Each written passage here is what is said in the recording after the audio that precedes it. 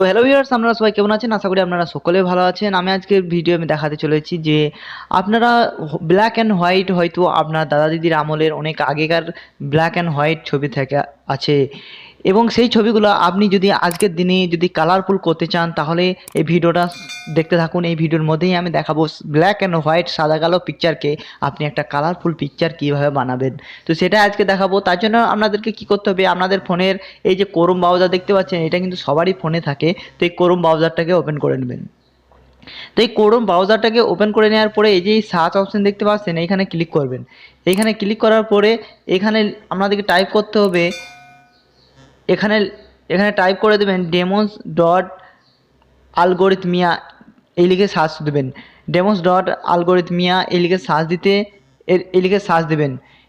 এই লিখে সার্চ দিতেই আমাদের সামনে এরকম একটা ইন্টারফেস আসবে, এবং এরকম একটা ইন্টারফেস আসবে এবং সবার সামনে যে পেজটা আসবে, আপনার যে একটা পেজ এসছে দেখুন, সবার সামনে যে এটা দেখতে পাচ্ছেন লেখা, এই যে লেখাটা আছে কালার, কালার আই আই আইজেডি, কালার আইজি, এই ব্ল্যাক অ্যান্ড হোয়াইট ফটো, এই যে লেখা আছে এটাকে আমরা সিম্পলি যাই হোক এটাকে ক্লিক করবেন। তো এটাকে ক্লিক করবেন।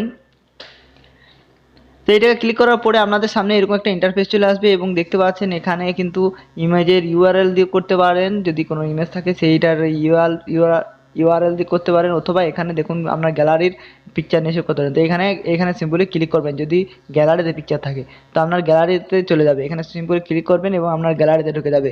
তো আপনাদের গ্যালারিতে ঢুকে যাওয়ার পরে আপনার সাদা কালো যে পিকচারটা আছে সেটাকে আপনি সিলেক্ট করে নেবেন। আমি এখানে দেখুন একটা রবীন্দ্রনাথ ঠাকুরের একটা বিশ্বকবি রবীন্দ্রনাথ ঠাকুরের একটা অনেক আগের একটা ব্ল্যাক অ্যান্ড হোয়াইট ফটো আছে।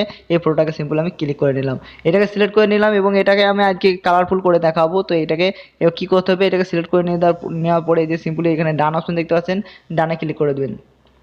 তো এখানে ডানে ক্লিক করে দেওয়ার পরে দেখতে পাচ্ছেন এই ফটোটা কিন্তু কালারফুল হচ্ছে।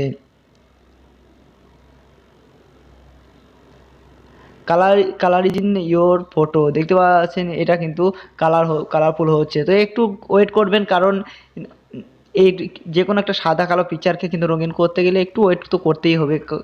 একবারে কি বলবো, অনেক আগেকার যুগের ফটো, সেটা আপনার কালারফুল হয়ে একদম সালমান খানের যুগের ফটো হয়ে আপনার বেরিয়ে আসবে। তো দেখতে পাচ্ছেন এটা কিন্তু কালারফুল হয়ে গেছে। আগে কেমন ছিল এবং এখন কেমন হয়েছে কালার, সেটা কিন্তু এখানে দেখাচ্ছে, দেখতে পাচ্ছেন। এরপরে নিচের দিকে চলে যাবেন, একটু নিচে দেখতে পাচ্ছেন এখানে ডাউনলোডের অপশন দিয়ে রয়েছে। তো এখানে দুটো ডাউনলোডের অপশন আছে, এখানে নিচে ডাউনলোডের অপশনটাই ক্লিক করবেন। তো এটাকে ক্লিক করে দেবেন। এটাকে ক্লিক করা মাত্রই দেখতে পাচ্ছেন এটা কিন্তু ডাউনলোড হবে। একটু ব্রাউজিং হচ্ছে, দেখুন এখানে কিন্তু ডাউনলোডিং চলে এসছে, এবং এখানে ওপেন করে দেখতে পারেন। ওপেন করে দেখলেই দেখতে পাচ্ছেন সাদা কালো পিকচারটা কেমন একটা রঙিন পিকচার হয়ে গেছে। ব্ল্যাক অ্যান্ড হোয়াইট পিকচার এখন কালারফুল হয়ে গেছে। আপনারা কিন্তু এইভাবে কিন্তু খুব সহজেই যে কোনো সাদা কালো পিকচারকে রঙিন পিকচার করতে পারবেন। তো আশা করি ভিডিওটা আপনাদের ভালো লেগেছে। ভিডিওটা যদি ভালো লেগে থাকে অবশ্যই চ্যানেলটা সাবস্ক্রাইব করে যাবেন, কারণ এরকম ভিডিও আমি রেগুলার আনবো এবং আপনাদের অনেক হেল্পফুল হবে। তো এই ছিল আজকের ভিডিও। দেখা হচ্ছে পরের ভিডিওতে। বাই।